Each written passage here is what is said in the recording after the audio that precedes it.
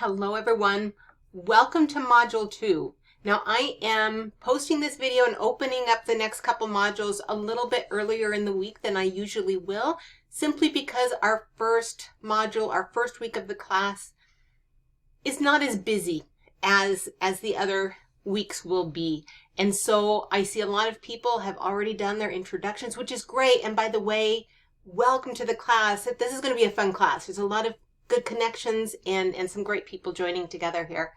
And I see a lot of people have already done the syllabus quiz, and so you're probably ready to move on. So I'm going to go ahead and provide a little overview of our second module, and I'm really going to take some time to go over not so much the assignment again, but the student examples, so you can get an idea of this genre, and then I'm going to go one by one over the assignments and activities for this week.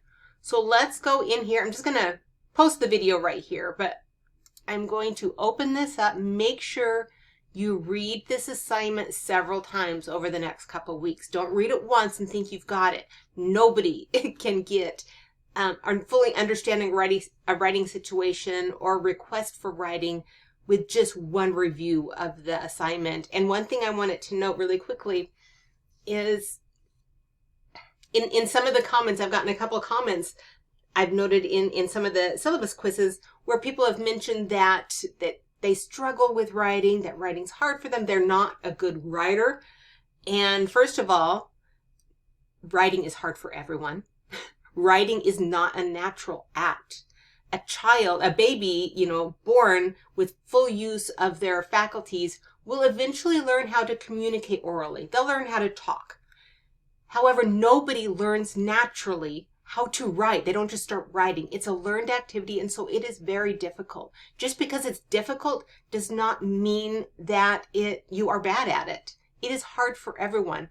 And also, there is another point here. Oh, also, some people have mentioned the desire to write what they want to write, which is fantastic.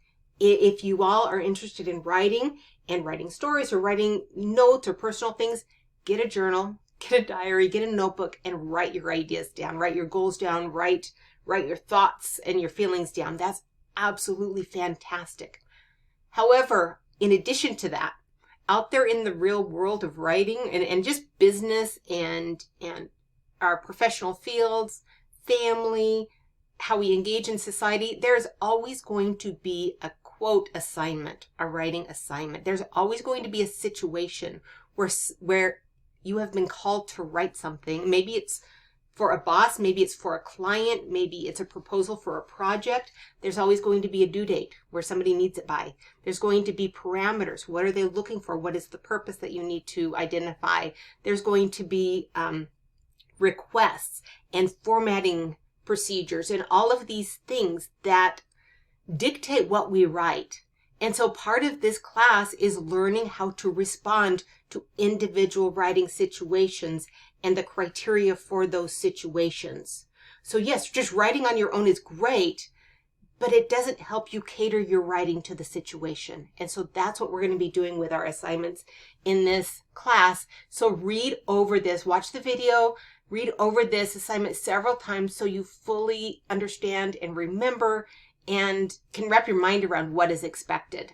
All right, so going forward, and I added this a little bit after I made the first video, so I apologize for that, for the module 1. But I thought that you would appreciate some of the examples earlier than the second week. Examples of these contained communities. So we're all going to pick a community where we're going to observe, and this observation can be through memory, we're going to observe the behavior of the people. We're looking for some kind of social issue or phenomenon, and a problem or something, more positive. It doesn't matter which. But first we need to pick the community that we are going to examine. Okay, and so this list here is not an exclusive list. You can pick something that's not on this list, but make sure that it is a community where the same people or a regular flow of people interact with one another, where they gather together for a common purpose, whether that's a family, whether it's a job, whether it's a band, whether it's a club, doesn't matter what it is, but where you can observe them interacting and behaving and treating one another certain ways. And so that is really important. By the end of this week, you need to name that community. All right. So the next thing I have here is, I'm going to make these a little bigger. Let me move this up. All right. So I've got here a couple of student examples of autoethnographic essays. So you can wrap your mind around what they look like, what this genre looks like. And these are both great examples.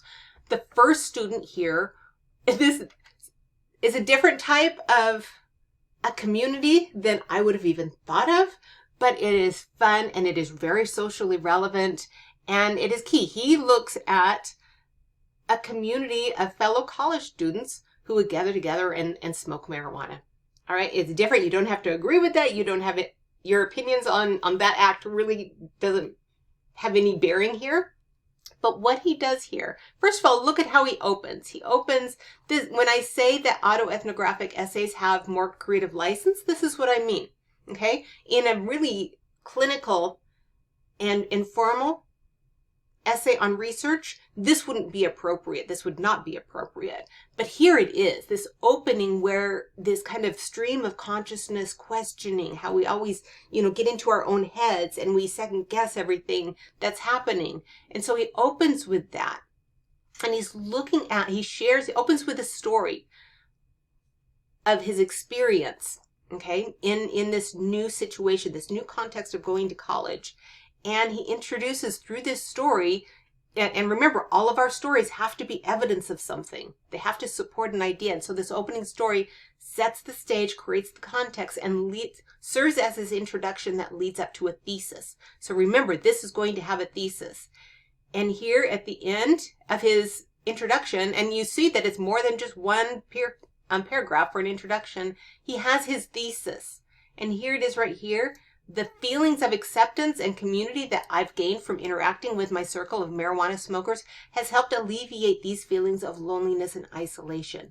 And those feelings are something that he's demonstrated and described in his introduction, which shows that it's possible and important for college students to find means of social connection, even if those means are non-traditional and a bit controversial.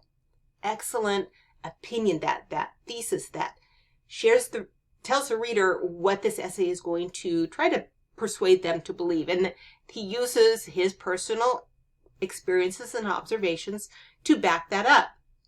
And he does his creative, path to the left as section dividers, but he brings in some sources. We only need one outside source, but he brings in a couple sources here to establish the issue. And then he goes on with more story.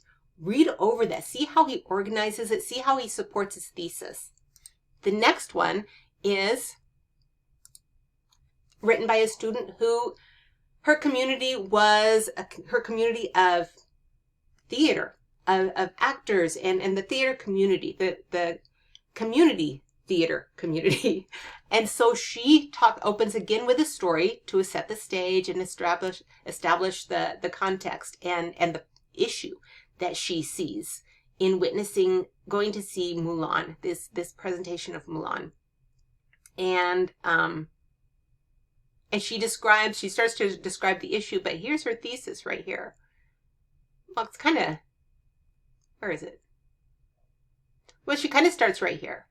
Some people tend to overlook the lack of diversity in theater due to progress that has been made. However, despite the remarkable progress, the lack of diversity in theaters and in movies and in educational and training opportunities is overwhelming.